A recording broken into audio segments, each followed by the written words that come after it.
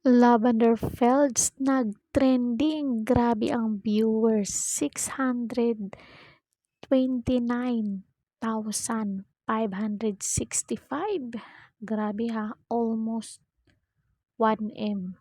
Kulang-kulang na lang ng 300,000 para maging 1M.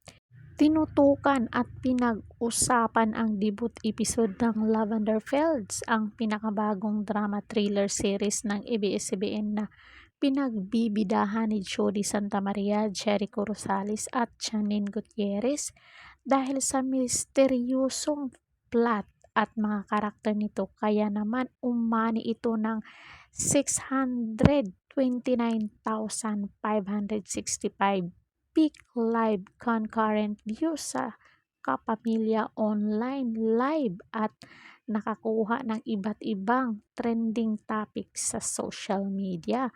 Nangunguna rin ang serye sa top 10 TV show sa Netflix Philippines, ang naging isa sa most liked shows ng streaming platform.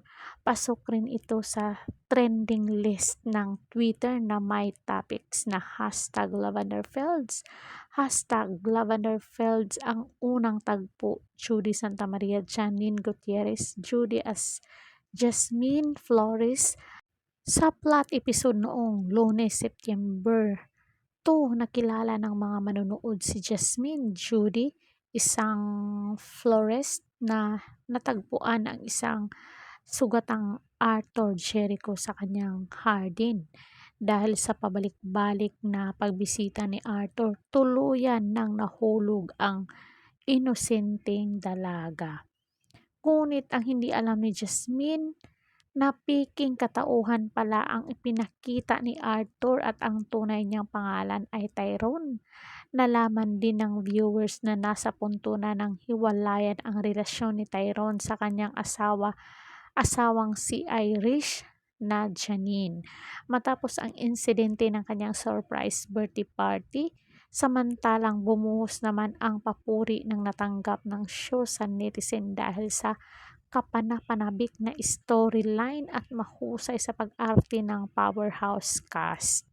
Siyempre, Judy Santamaria ang galing na actress, Jericho Rosales ang galing din na actor, at nandyan pa yung mga veteran actor na si Edo Manzano, Albert Martinez at si Maricel Soriano. Magaling din dyan. Kaya kaabang-abang talaga ang Lavender Fields. So comment down kayo mga marites kung anong say nyo dito. Don't forget to like, share, and subscribe Garidad Official TV para updated kayo lagi. Thank you so much and God bless us all. Bye!